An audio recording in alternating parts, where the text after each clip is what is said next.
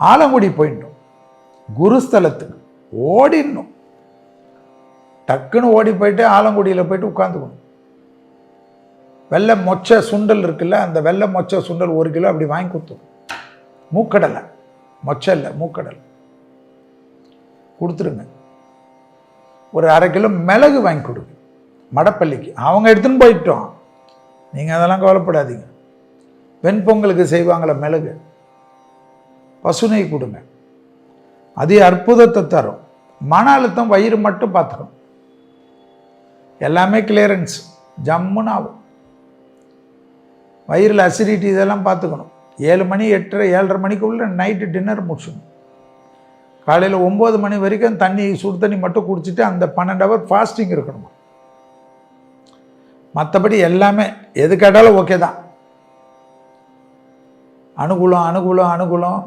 பழைய கடன்கள் செட்டில் ஆகிறது, எதிரிகள் விஷயம், வழக்கு விஷயம், புது பொறுப்பு, அரசு கௌரவம், வண்டி வாகன மாற்றம், தாய் வழி உறவு, தந்தை வழி உறவு மேன்மையடைவது, திடீர் அதிர்ஷ்டம் ஏற்படுவது, உள்ளூர் பயணம் போகுது, வெளியூர் பயணம் போகிறது, பாஸ்போர்ட்டு நிறைய யூஸ் ஆகிறது, ஆச்சரியமான முன்னேற்றம்லாம் ஏற்படும், லாபம் ஏற்படுவது, தைரியம் ஏற்படுவது, சுபவிரய பிராப்தம் ஏற்படுவது, செலவுகள் அதிகமானாலும் புது செலவுகள் வந்தாலும் கடன் அமைப்பு ஏற்படுவது, அந்த கடன் கூட சந்தோஷ கடனாக ஏற்படுவது, வீடு கட்டிட்டு பாதியில் நிற்கிதுன்னா அதெல்லாம் கிளியரன்ஸ் ஆகுது, வேலையில் அனுகூலம் ஏற்படுவது, ப்ரமோஷன் ஏற்படுவது, விருதுகள் கிடைப்பது, பத்மஸ்ரீ, பத்மபூஷன், கலைமாமணி இந்த விருதெல்லாம் கிடைக்கிறது, சிலருக்கு நோபல் பரிசு கிடைக்கிறது, முகவரியே தெரியாத வீட்டுக்குள்ளேயே முடங்கி இருந்த கடகராசிக்காரங்களாம் திடீர்னு லைம் லைட் வர்றது, சோஷியல் மீடியாவில் பெரிய பேர் புகழ் பெறுவது, பெண்களுக்கு காதல் அமைப்பு கை கூடுவது.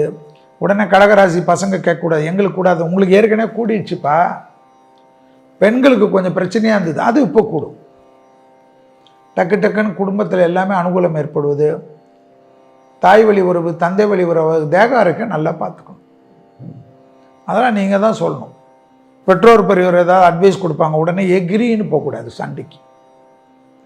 நல்லா இருக்க, இன்னும் 2.5 வருஷத்துக்கு ஜம்முன்னு இருக்க, வேறு என்ன வேணும்? பிள்ளைங்க விஷயம்லாம் டக்கு டக்குன்னு ஜூனுக்குள்ளேயே நல்லதெல்லாம் நடக்கும், முடிச்சிடணும். அதே போல் துணை அல்லது துணைவியாருக்கு இருந்த பிரச்சனைலாம் தீர்த்துரும். கல்யாணம்லாம் டப்புன்னு பண்ணிக்கிங்க. ஜூன் மாதம் 14ஆம் தேதிக்குள்ளே தாலி கட்டுறத வழியை பாருங்கள், நல்ல ஜம்முன்னு நடக்கும். இல்லைன்னா கொஞ்சம் தள்ளிப்போம், அவ்வளோதான், ஆனால் நடக்கும். ஏற்றங்கள் அனுகூலங்கள் எல்லாம் அற்புதமாக கிடைக்கக்கூடிய ராசி யார்? கடகம்.